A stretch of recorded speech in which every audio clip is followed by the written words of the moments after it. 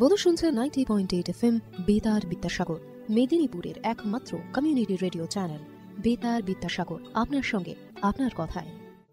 কৃষি সংক্রান্ত নানান কথা, প্রশ্ন আপনার, উত্তর দেব আমরা। কৃষিক্ষেত্রের নানান খুঁটিনাটি তথ্য নিয়ে শুরু হচ্ছে আমাদের অনুষ্ঠান ম্যাটিক্স কৃষি পাঠশালা। ম্যাটিক্স কৃষি পাঠশালায় আজ শুনবেন over fertilization, symptoms and plant damage নিয়ে আলোচনা। আজকের বক্তা ডক্টর অনুলীনা মান্না। কৃষি প্রধান দেশ ভারতবর্ষ, তাই কৃষিক্ষেত্রে উন্নতির কথা মাথায় রেখে কৃষক বন্ধুর পাশে দেশের প্রধানমন্ত্রী সূচনা হলো কৃষকদের জন্য বিশেষ যোজনা PM প্রণাম। জৈবিক সারের ব্যবহার থেকে কৃষকদের বিশেষ প্যাকেজ প্রদান, সবই এই যোজনার অন্তর্গত। PM প্রণাম প্রধানমন্ত্রী কর্তৃক কৃষক বন্ধুর জন্য বিশেষ যোজনা। PM প্রণাম, এই প্রকল্পের সম্পর্কেই বিস্তারিত জেনে নেব এবার।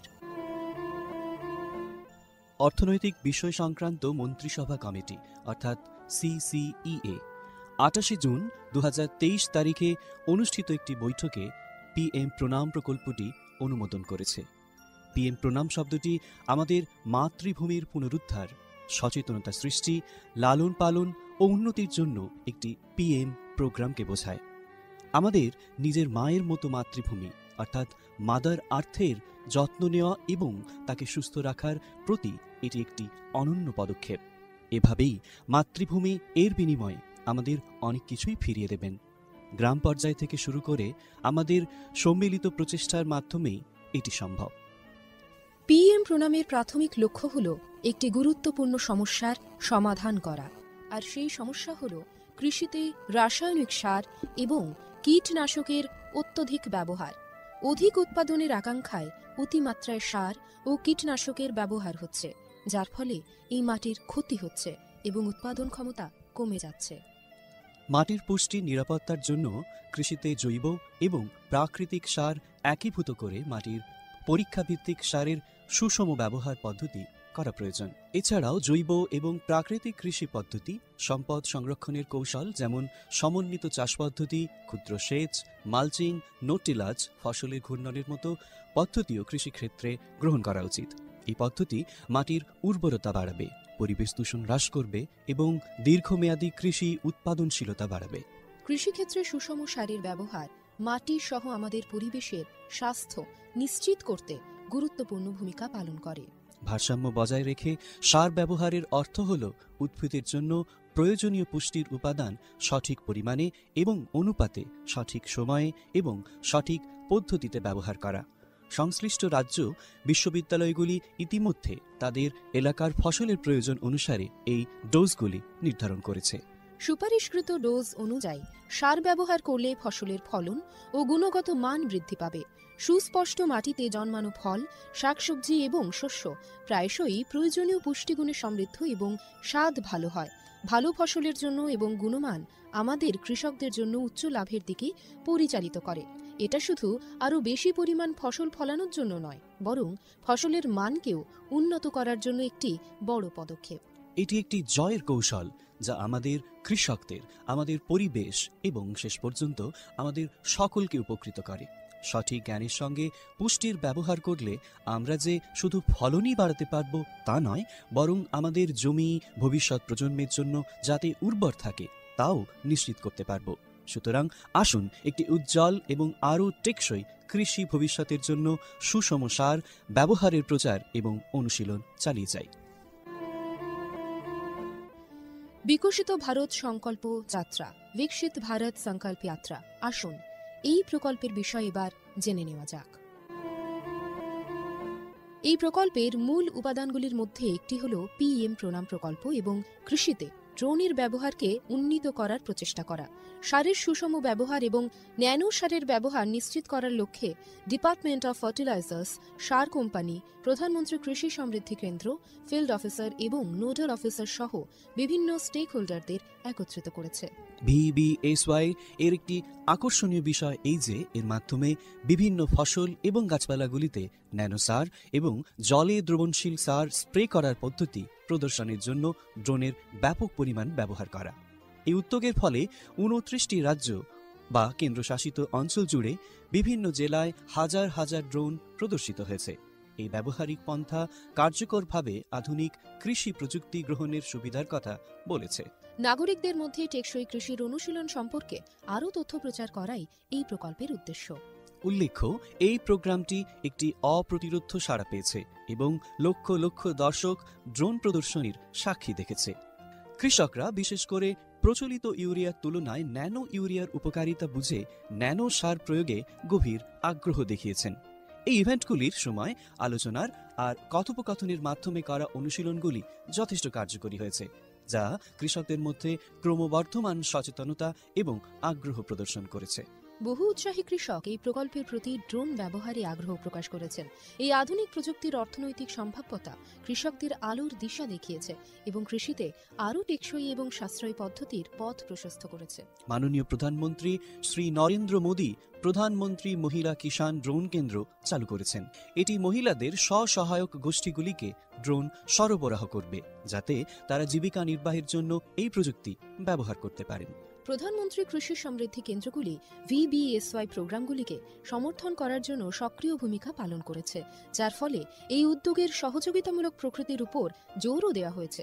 বিকশিত ভারত সংকল্প যাত্রা শুধু একটি যাত্রা নয়, এটি ভারতীয় কৃষির জন্য একটি টেকসই এবং প্রযুক্তিগতভাবে উন্নত ভবিষ্যতের দিকে একটি রূপান্তরমূলক পদক্ষেপ।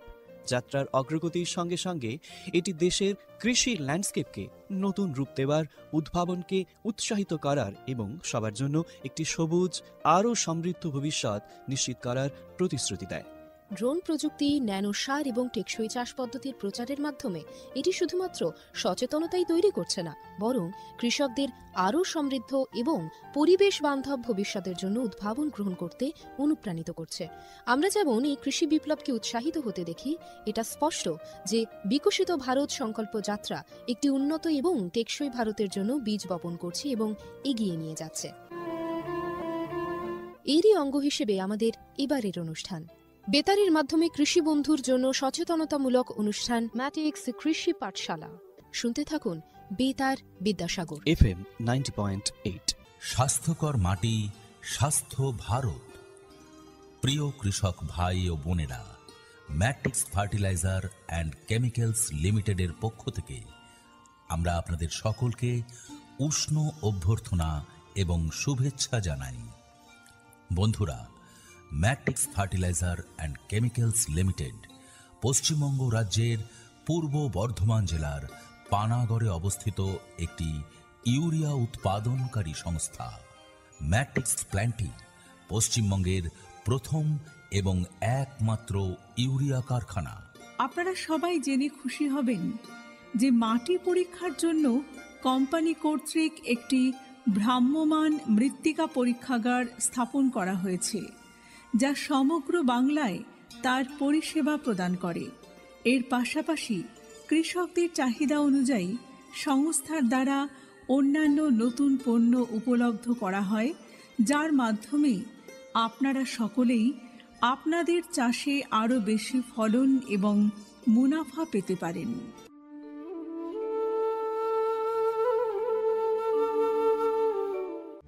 আজকের ম্যাট্রিক্স কৃষি পাঠশালায় আরও একটি নতুন পর্বের অনুষ্ঠান নিয়ে আমরা হাজির হয়েছি। আমাদের এই অনুষ্ঠানে উপস্থিত রয়েছেন doctor Anulina Manna, assistant professor HOD biological science, Medinipur city college.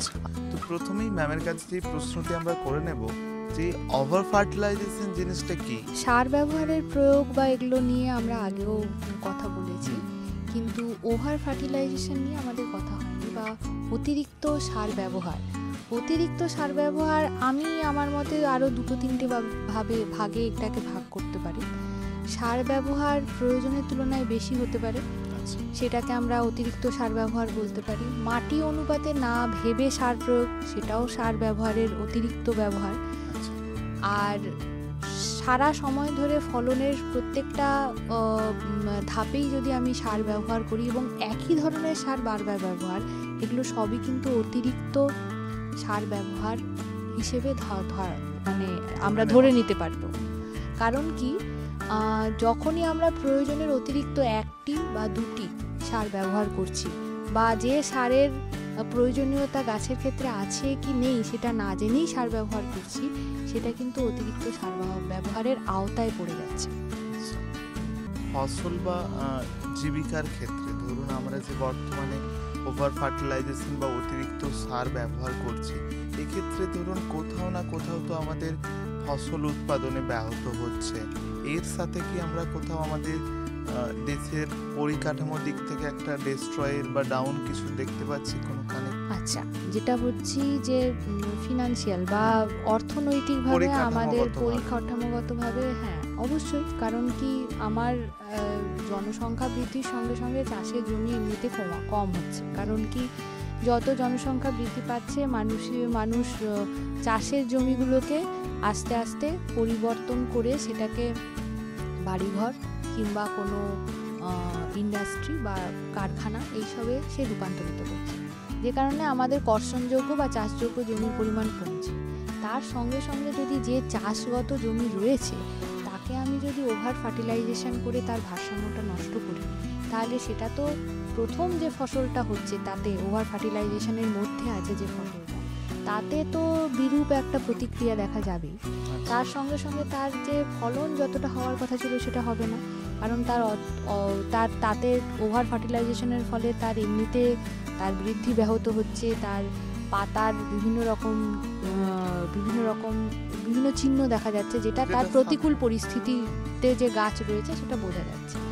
এবার এটার সঙ্গে অবশ্যই তার হচ্ছে যে উৎপাদন, যে পরিমাণে সে উৎপাদন করছে সেই পরিমাণটা অবশ্যই তার উপর নির্ভর করছে, এবং যে কারণে যতটা আমরা চেয়েছিলাম যে বা প্রত্যেকবারে যতটা আমরা পেয়ে থাকি ফলন, সেটার থেকে আমাদের ফলন কম হবে। তার মানে কি আমাদের ফলন যদি কম হয়, অর্থনৈতিকভাবে চাষি যতটা ওই জমিতে সে সার প্রয়োগ করার ফলে যত বেশি তার খরচ হয়েছে সেই পরিমাণ সে উৎপাদন পাবে না। সেই পরিমাণ যদি উৎপাদন সে না পায়, পরবর্তী চাষের ক্ষেত্রে সেখানে একটা তার ব্যাহত হবে, অর্থনৈতিকভাবে সে কিছুটা পিছিয়ে থাকবে, যে কারণে এটা একটা আরেকটা কাঠামোর উপর নির্ভরশীল। আমার যদি চাষি তার অর্থনৈতিকভাবে দুর্বল হতে পারে, যেহেতু আমাদের দেশ চাষি এখনও চাষ নির্ভর, এখনও আমরা কৃষি নির্ভরশীল দেশ হিসেবেই পরিচিত সকলের কাছে, সেক্ষেত্রে এইটা তো ওভার ফার্টিলাইজেশনটা তো গুরুত্ব পাবে। তার সঙ্গে সঙ্গে যেটা হবে, পরিবেশের পরিকাঠামো তো ব্যাহত হচ্ছে, যার কারণে বিভিন্ন রকম রোগ জ্বালারও তৈরি হচ্ছে। তো সবই একে অপরের উপর নির্ভরশীল হওয়ার জন্য একটা পরিকাঠামোগত, গঠনগত বা অর্থনৈতিকভাবে দেশের একটা তো ক্ষতিগ্রস্ত হবে। আচ্ছা, এক্ষেত্রে যেমনটা আপনি বললেন যে মাটির উপর বা জলের উপর ধরে নিয়ে যদি এইভাবে হয়, কিভাবে হতে পারে মাটির উপরে যদি আমরা প্রথমে আসি? না, সার ব্যবহার অতিরিক্ত হলে প্রথম যে প্রভাবটা পড়বে সেটা হচ্ছে উদ্ভিদের পুষ্টির ক্ষেত্রে। আচ্ছা, যেমন হচ্ছে আমাদের অতিরিক্ত যখন কোনো জিনিসের ব্যবহার হয়ে যাবে, বাকি যে পুষ্টি বিভাগগুলো সেটা তুলনায় অন্যর ভারসাম্য নষ্ট হওয়ার জন্য তাদের মধ্যে এক ধরনের বিক্রিয়ার ফলে সেই পুষ্টির অভাব দেখা যাবে। আচ্ছা, ঠিক আছে। অতিরিক্ত সার ব্যবহারের আরেকটি পদ্ধতি হতে পারে, যদি আমার প্রয়োজনের অতিরিক্ত আমি জলও ব্যবহার করি। আচ্ছা, ঠিক আছে। তাতে কি হয়, সার যখন আমরা পরিমাণ মতো ব্যবহার করছি, কিন্তু জল যদি আমরা বেশি ব্যবহার করছি, তাতে লিচিং প্রসেস হয়, মানে যে সারটা আছে মূলের বা গাছের যে মূল রয়েছে তার চারপাশে যে সারটা রয়েছে সেটা ধীরে ধীরে ধীরে ধীরে ওই অংশ থেকে বেরিয়ে মাটির মধ্যে দিয়ে জলকণার সঙ্গে সঙ্গে আমার অন্য জায়গায় বা বাইরে বেরিয়ে যাচ্ছে। তো এতে কিন্তু অতিরিক্ত দেওয়ার ফলেও কিন্তু গাছের উপযোগী কিন্তু সারের প্রয়োজনীয়তা আমি কিন্তু মানে গাছকে দিতে পারছি না, যে কারণে আমরা অতিরিক্ত সার ব্যবহারের ফলে বিভিন্ন রকম গাছের প্রতিকূল অবস্থা গাছকে পেতে হয়, যেমন যেটাকে আমরা স্ট্রেস বলি। তার ফলে গাছের কিন্তু ব্যবহারিক বাইরের দিকে শারীরবৃত্তীয়ভাবে অনেক কিছু সিমটম দেখা যায় বা কিছু কিছু বিকৃতি দেখা যায়, যেটাকে আমরা বলতে পারি ব্রাউনিং অফ লিফ, মানে পাতার ধারগুলো বাদামি হয়ে যায়, পাতাতে কিছু স্পট দেখা যায়। অনেক গাছের ক্ষেত্রে দেখবেন পাতা ঝরে পড়ে যাচ্ছে, গাছটা কিছু পাতা আছে কিছু পাতা নেই। এবং তাতে গাছের অন্যান্য গাছের যেরকম অন্যান্য সময়ে যেরকম গাছের বৃদ্ধি হয়, ওক্ষেত্রে গাছের বৃদ্ধিও কম হচ্ছে এবং যার ফলে তার প্রভাব পড়বে উৎপাদনের ক্ষেত্রে। আচ্ছা। তো অতিরিক্ত সার ব্যবহার মানেই যে গাছের ফলন বৃদ্ধি পাবে তা কিন্তু নয়। যে কারণে অতিরিক্ত সার ব্যবহারের বিপক্ষে আমি তো অবশ্যই বলবো চাষি ভাইদের যে অতিরিক্ত সার ব্যবহারের আগে আপনি ভেবে নিন, দেখে নিন মাটি কেমন, কী ধরনের ফসল আপনি ব্যবহার করছেন, সেই অনুযায়ী সার ব্যবহার করাটা খুবই দরকার। এবং কি ধরনের সার ব্যবহার করছেন, ধরুন আপনি নাইট্রোজেনেরই সার ব্যবহার করছেন, কিন্তু নাইট্রোজেনের অ্যামোনিয়াম ফর্ম মানে এক ধরনের ফর্ম যেটা কিনা জলের সঙ্গে মিশে গাছের উপযোগী হয়, আরেকটা ধরনের নাইট্রাইট ফর্ম মানে যেটা অক্সিডাইজড হয়ে যায়, যেটা কিনা জলের সঙ্গে মিশিয়ে সেটা বাইরে বেরিয়ে যেতে বেশি সাহায্য করে। বা যেটা আমি এর আগেও কোনো এক সময় আলোচনা করেছিলাম যে ইউরিয়া ব্যবহার করছি, কিন্তু ইউরিয়া যদি আমি কোটেড ইউরিয়া ব্যবহার করি, মানে একটা বাইরে প্রলেপ, হ্যাঁ নিম কোটেড ইউরিয়া বা সালফার কোটেড ইউরিয়া যদি ব্যবহার করি, তাতে ইউরিয়ার বাইরে একটা আলাদা প্রলেপ থাকছে যেটা ধীরে ধীরে ধীরে ধীরে ইউরিয়াকে মাটির মধ্যে যেতে সাহায্য করছে বা গাছের উপযোগী করে তাকে পুষ্টি দিতে সাহায্য করছে। তো এই বিভিন্ন ধরনের মানে প্রসেস বা প্রয়োগ পদ্ধতিতে আমরা কিন্তু ওভার ফার্টিলাইজেশনের যে ক্ষতিকারক দিকটা সেটা আমরা কিছুটা হলেও প্রতিরোধ করতে পারি, বা চাষিরা এগুলো যদি খেয়াল রাখেন তাহলে সেদিকটা কিছুটা হলেও প্রতিরোধ করতে পারে। কিন্তু ওভার ফার্টিলাইজেশন মানে শুধু কিন্তু গাছের যে বৃদ্ধি হবে না তাও নয়, তার সঙ্গে সঙ্গে মাটির তৎকালীন এবং পরবর্তী পর্যায়ে মাটির ভারসাম্য কিন্তু নষ্ট হবে। পরের ফসলের ক্ষেত্রেও হ্যাঁ, পরের যে ফসলের জন্য আমি ভাবনা চিন্তা করছি তার ক্ষেত্রেও কিন্তু ওভার ফার্টিলাইজেশন ক্ষতিকারক, কারণ মাটির ভারসাম্য সে রক্ষা করতে পারবে না। একই ধরনের যদি প্রয়োগ পদ্ধতি আমি একই ধরনের সার যদি আমি মানে ক্রমাগতভাবে প্রয়োগ করতে থাকি, তাহলে বাকি সারগুলোর যে পরিমাণ আছে সেটা এটার দরুন এই ধরনের সার ব্যবহার করার জন্য সে কী হবে, সে আস্তে আস্তে আস্তে আস্তে বাকি অন্যরকম বিক্রিয়া করে সে মাটি থেকে দূর হয়ে যাবে। যে কারণে অতিরিক্ত সার ব্যবহারটা কিন্তু উপযোগী, মাটিরও তার মানে বিকৃতি হচ্ছে। তারপরের যেটা ঘটনা হচ্ছে, অতিরিক্ত সার ব্যবহারের ফলে আমাদের মাটির মধ্যে যে অণুজীবগুলো আছে তাদের একটা বিক্রিয়া শুরু হয়, মানে অণুজীবের পক্ষে এটা কখনোই উপযোগী না। আমি যদি অতিরিক্ত সার ব্যবহার করি, যে অণুজীবগুলো মাটির উর্বরতার জন্য দায়ী ছিল, যে অণুজীবগুলো বা মানে পরিবেশগতভাবে নর্মাল প্রসেসে তারা বাইরে থেকে বিভিন্ন ফসফরাস সালফার মাটিতে আবদ্ধ করছিল, নাইট্রোজেন আবদ্ধ করছিল, তাদের কিন্তু ক্রমাগত ক্ষতি হতে থাকবে এবং ধীরে ধীরে তারা মরেও যাবে এবং তাতে মাটির কিন্তু যে টপ সয়েল মানে যে উপরিভাগ, মাটির যে উপরিভাগ যেটা আমাদের কিন্তু বর্ষণযোগ্য জমি, সেটার কিন্তু অনেক ক্ষতি হবে। তো যে কারণে ওভার ফার্টিলাইজেশন বা অতিরিক্ত সার প্রয়োগ শুধু গাছের ক্ষেত্রে নয়, মাটির ক্ষেত্রে, মাটিতে উপস্থিত উপকারী অণুজীবদের ক্ষেত্রে, সবার ক্ষেত্রে ক্ষতিকারক। উপরন্তু আরেকটা ক্ষতি যেটা আমি অবশ্যই বলবো, অতিরিক্ত সার ব্যবহারের ফলে সার যে জলের কণার মাধ্যমে বাইরে বেরিয়ে যাচ্ছে, সে কোনো না কোনো জলাশয়ে বা কোনো না কোনো অংশে সেটা কিন্তু উপস্থিত হচ্ছে এবং জমছে, এবং এই জমার ফলে সেগুলো কিন্তু দূষণ মানে গ্রস্ত হয়ে পড়ছে। যেমন আমাদের ছোট ছোট জলাশয়, মাঠের ধারের যে ছোট ছোট নালা রয়েছে, যেগুলোর মধ্যে আমরা ছোট ছোট মাছ চাষ করি বা কিছু জলজ উদ্ভিদ চাষ করি, সেগুলো কিন্তু বিভিন্নভাবে ক্ষতিগ্রস্ত হবে, এবং সেগুলো ক্ষতিগ্রস্ত হবে মানে পরিবেশগতভাবে তার উপর নির্ভরশীল বেশ কিছু জীব সেটাও ক্ষতিগ্রস্ত হবে। তো একটা পরিবেশের যে ভারসাম্য সেটাও নষ্ট হবে। আর নর্মালি আমরা যেটা মানে সাধারণত আমরা যেটা করে থাকি সেটা হচ্ছে যে এই ছোট ছোট জলাশয়গুলো কিন্তু আমাদের প্রাথমিক জল গ্রহণের একটা জায়গা থাকে, সেটা হচ্ছে যে ব্যবহারিক ক্ষেত্রেও আমরা করে থাকি বা সেটাকে কোনোভাবে অন্য ব্যবহারের ক্ষেত্রে, এবং যেখানেই ব্যবহার করা হোক না কেন এটা এক ধরনের বায়োম্যাগনিফিকেশন বলে, মানে আপনার যা দূষণ অতিরিক্ত যে সল্টগুলো আছে বা ভারী যেগুলো আছে, মেটালগুলো আছে বা ধাতুগুলো রয়েছে, সেগুলো যখন জমা হতে থাকবে, এটা প্রথমে উদ্ভিদ সেই উদ্ভিদের সঙ্গে সঙ্গে সেখান থেকে খাবার গ্রহণ করা যে মাছ, সে মাছের থেকে মানুষ, মোটামুটি চারপাশের পরিবেশের আপনার ওই জায়গার যতটা জীবজ অংশ রয়েছে বা বায়োমাস রয়েছে বা যত জীব জগৎ রয়েছে তাদের মধ্যে একটা দূষণের সৃষ্টি করবে, যেটাতে পরবর্তীকালে অনেক দিন ধরে যদি এটা চলতে থাকে তাহলে তো অন্যরকম রোগ বা জ্বালা এগুলো মানে একটা পুরো বৈচিত্র্য গঠন যেটা রয়েছে তার ব্রেকআউট হতে পারে, বৈচিত্র্য গঠনের একটা ভাঙন ধরবে এবং সেটাতে পরিবেশ প্রচণ্ডভাবে ক্ষতিগ্রস্ত হবে।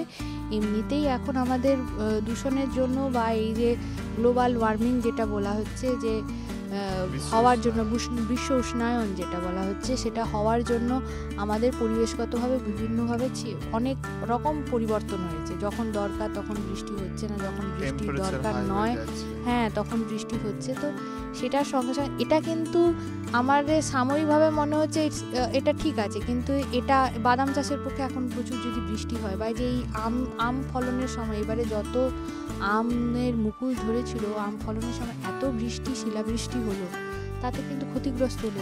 এটা মানে সরাসরি না হলেও গৌণভাবে এটা কিন্তু মানে বিভিন্নভাবে ফলনকে তো ওভার ফার্টিলাইজেশন কিন্তু পরপর রিলেশনে চলে আসছে, যে কারণে ওভার ফার্টিলাইজেশনকে আমরা একেবারেই গুরুত্ব মানে আমরা খুবই গুরুত্ব দিয়ে দেখি এবং এটাকে মানে এটার বিপক্ষে। যদি আমরা পরিবেশগত দিক দিয়ে ভাবি, ওভার ফার্টিলাইজেশনের পরিবেশগতভাবে কি কোনো ব্যবধান দেখা যায়, এফেক্ট দেখা যায়?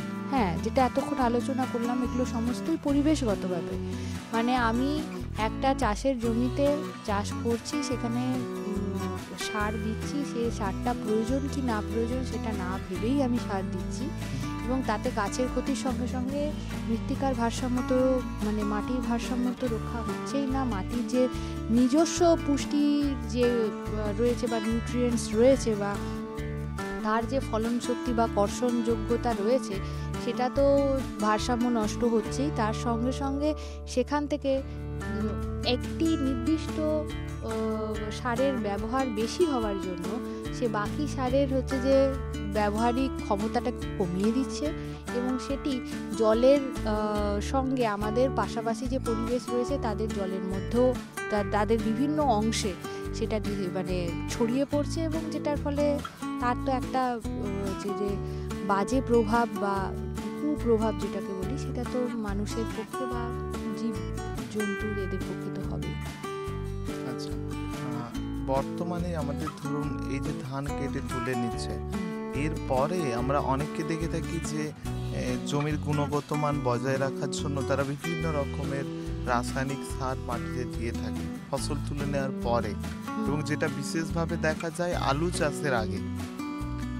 না, আলু চাষের আগে যদি এরকম যদি হয় তাহলে সেটা কিন্তু একদমই কাম্য নয়। কারণ হচ্ছে যে আমি সবসময় মানে এটার পক্ষে, বা আমি কেন, এটা যে কোনো কেউই বলবে যে যারা আমরা এই সম্পর্কে অবহিত, মাটির যোগ্যতা কতটা আছে, মাটি কি ধরনের, সেটা যদি বিচার না করে আমি রাসায়নিক সার কিংবা জৈব সার দিয়ে থাকি, সেটা কিন্তু মাটির পরবর্তী মানে মাটির পরবর্তী ক্ষেত্রে তার পুষ্টি বিভাগের ক্ষেত্রে তার তো একটা এফেক্ট থাকবে বা তার একটা অবদান থাকবে এবং সেটা ভালোও হতে পারে খারাপও হতে পারে। খারাপের পরিমাণ বেশি হবে এই কারণেই, কারণ আমরা না জেনে কোনো যখন জিনিস দিচ্ছি তখন তার একটা খারাপ তো তার প্রভাব তো থাকবেই। আরেকটা ব্যাপার হচ্ছে যে আলু চাষের ক্ষেত্রে যেটা করা হয় সেটা হচ্ছে যে রাসায়নিক সার বেশি দেওয়া হয় যাতে সেখানে যে উপরের স্তরে যদি কোনো রোগ থাকে, কোনো ফাঙ্গাস থাকে, সেটা হচ্ছে যে নষ্ট করে দেওয়ার জন্য অনেকে পেস্টিসাইডও দেয়। কিন্তু আজকের বিষয় যেহেতু সার, সেহেতু সেটা নিয়ে আমি আলোচনা করব না। তো আলুর ক্ষেত্রে যেটা হয়, আমরা জেনারেলি ওই লাঙল করে যে চাষটা দেওয়া হয় সেই চাষের মধ্যে ওই দুদিকে মানে হিল প্লেসমেন্ট যেটাকে বলা হয়, মানে সার দুদিকেই ঢাল বরাবর বিভাজিকার মতো ঢাল বরাবর আমরা দিয়ে থাকি এবং সেই অনুযায়ী আমরা সার ব্যবহার করে থাকি। কিন্তু ওভার ফার্টিলাইজেশন কখনোই খালি জমিতে এরকম ফেলে রেখে চাষ, সেই জায়গায় আমি বলবো ধনচে চাষ করুন বা কোনো অন্য ক্রপ চাষ করুন বা শস্য চাষ করুন, যেটা কিনা মাটির উর্বরতা বজায় রাখতে সাহায্য করবে। কিন্তু আরেকটা ব্যাপারও করা যায়, যেটা হচ্ছে যে গোবর সার আপনি ছড়িয়ে দিতে পারেন। ওটা 15 দিন আগে গোবর সার ছড়িয়ে দিলে সেটা মাটির সঙ্গে, এবং গোবর সার ছড়ানোর পরে সেটা যখন শুকনো হয়ে যাবে তাকে কিন্তু 2-3 বার চাষ দিতে হবে। কেন 3 বার? দুবার মিনিমাম 2 বার তো চাষ দিতেই হবে, যাতে ওটা ভেতরের স্তরের মধ্যে চলে যায়, এবং যেখান থেকে আমাদের অণুজীবগুলো ধীরে ধীরে ওটাকে ভেঙে একটা কম্প্যাক্ট মাটির একটা জল ধারণ ক্ষমতা এবং তার পুষ্টির বিভাগটাকে রক্ষণাবেক্ষণ করতে পারে। যে কারণে আমরা উপরে ছড়িয়ে দেওয়ার পরেও সেটাকে লাঙলের মাধ্যমে আমি 1 বার কি 2 বার চাষ দেওয়ার জন্য সেটার ভেতরের দিকে চলে যায়, যেখানে পর্যন্ত আমি যেটা বলেছিলাম যে 4R, তার মধ্যে একটা হচ্ছে যে রাইট প্লেসমেন্ট অফ ফার্টিলাইজার, মানে কোন জায়গায় আমি সারটা উপযোগী করে তুলছি গাছের যাতে নিতে সুবিধা হয়, সেটা কিন্তু খুব দরকার। আচ্ছা, ধরুন আমাদের এই গ্রামের পর্যায়ে বিশেষ ক্ষেত্রে যদি কোনো প্রশিক্ষণপ্রাপ্ত অনেক না হয়, সেক্ষেত্রে ধরুন না বুঝেই যদি অনেক সময় দেয়া হয়ে যায়, এক্ষেত্রে তার কি পরবর্তী পদক্ষেপ নিতে পারে? হ্যাঁ, যেটা সলিউশন, এক্ষেত্রে সলিউশনটাই মেন। মানে আমি কি এটা ওভার ফার্টিলাইজেশন হচ্ছে কি হচ্ছে না সেটার ব্যাপারে কিভাবে আমি অবগত হব, বা আমি বুঝবো কি করে কি ব্যাপার, সেটার জন্য আমি আগেই বলেছি, প্রথম কথা গাছের বৃদ্ধি, বা সেখানে আগের বছর কি ধরনের ফলন হয়েছে, বা সেটা প্রতিনিয়ত যে ফলন হয় তার সঙ্গে সমান কিনা বা তার থেকে কম কিনা, সেটার উপর ভিত্তি করে ওই মাটিতে কি ধরনের পরিবর্তন হয়েছে সেটা পরীক্ষা নিরীক্ষা করা, বা পার্শ্ববর্তী কৃষি যে বিভাগগুলো রয়েছে তার সঙ্গে যোগাযোগ করে মাটি পরীক্ষার ব্যবস্থা করা, কিংবা সেটাও যদি চাষির পক্ষে সেটাও যদি উপযোগী না হয়, অন্তত আগাছামূলক পরীক্ষা নিরীক্ষা করে কি আগাছা হয়েছে সেটা দেখে মাটির বিশেষত্বটা আগে ঠিক করে নেওয়া যে এই মাটিতে এই ফসল আমি ফলাবো কিনা, বা এই মাটিতে এটাকে আমি করবো কিনা। কিভাবে জানবে যে এই মাটিতে আমি এই ফসলটা ফলানোর জন্য? ওটার জন্যই তো পরীক্ষা নিরীক্ষা করার কথা বলছি, যে পরীক্ষা নিরীক্ষা করতে হবে, আগাছা যেগুলো আছে সেগুলো দেখে আমাকে বিচার করতে হবে যে মাটি কি ধরনের, আর সেই ধরন অনুযায়ী আমাকে চাষ করতে হবে। আমার যদি অম্লত্ব মাটিতে বেশি থাকে সেখানে এক ধরনের আগাছা হবে। আমার যদি পরীক্ষামূলকভাবে দেখা যায় যে আমার মাটিতে এই ধরনের যে পুষ্টি কম রয়েছে, তাতে গাছে অনেক রকমের সিমটম দেখা যাবে বা গাছে এক ধরনের চিহ্ন বা লক্ষণ দেখা যাবে, সেগুলোকে উপর ভিত্তি করে আমরা সার প্রয়োগ করতে পারি। এটাতে ওভার ফার্টিলাইজেশনটা কম হবে। আরেকটা আমি বলতে চাই বিশেষ করে, যে প্রয়োগ পদ্ধতি, আমার মাটি অনুযায়ী মাটিতে যদি জলের পরিমাণ, জল ধারণ ক্ষমতা বেশি থাকে, তাহলে আমি সাপ্লিমেন্ট হিসেবে আমি যে এমন জায়গায় আমার প্লেসমেন্ট, মানে যে জায়গায় আমার সার প্রয়োগটা দরকার সেই জায়গাতে আমি সার প্রয়োগ করব।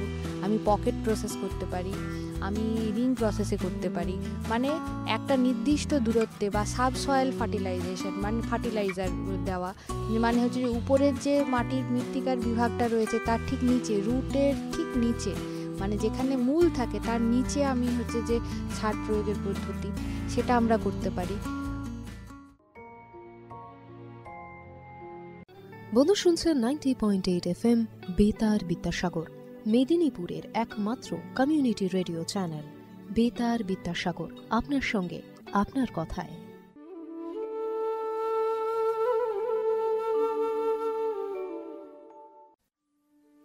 কৃষি সংক্রান্ত নানান কথা, প্রশ্ন আপনার, উত্তর দেব আমরা। কৃষি সংক্রান্ত নানান খুঁটিনাটি তথ্য নিয়েই বেতার বিদ্যাসাগরের বিশেষ অনুষ্ঠান ম্যাটিক্স কৃষি পাঠশালা। তাই আপনাদের যদি কোনো প্রশ্ন থেকে থাকে বা জিজ্ঞাসা থেকে থাকে, অবশ্যই আমাদের জানাতে পারেন, এবং পাশাপাশি কেমন লাগছে আমাদের এই কৃষি পাঠশালা অনুষ্ঠানটি শুনতে সেটাও জানাতে ভুলবেন না।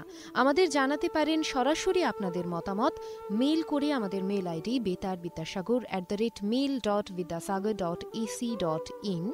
এছাড়াও আমাদের চিঠি পাঠিয়ে আপনারা জানাতে পারেন। ঠিকানা সকলেই জানেন, তাও আরও একবার জানিয়ে দিই, বেতার বিদ্যাসাগর, বিদ্যাসাগর বিশ্ববিদ্যালয়, রাঙামাটি, মেদিনীপুর 721102। এছাড়া সরাসরি তো চলে আসতেই পারেন, আমাদের ফোনও করতে পারেন 8116884995 এই নাম্বারে। শুধুমাত্র ফোন নয়, সরাসরি হোয়াটসঅ্যাপ কিংবা মেসেজের মাধ্যমেও জানাতে পারেন আপনার মতামত। এছাড়াও ফেসবুক কিংবা ইনস্টাগ্রামেও আমরা রয়েছি 90.8 FM বেতার বিদ্যাসাগর এই নামে।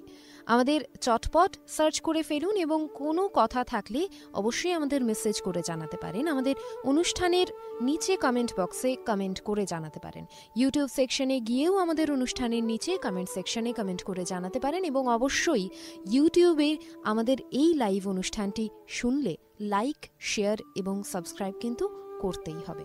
আমরা কিন্তু অপেক্ষায় আছি, তাই চটপট আপনার কথা পৌঁছে দিন আমাদের দোরগোড়ায়।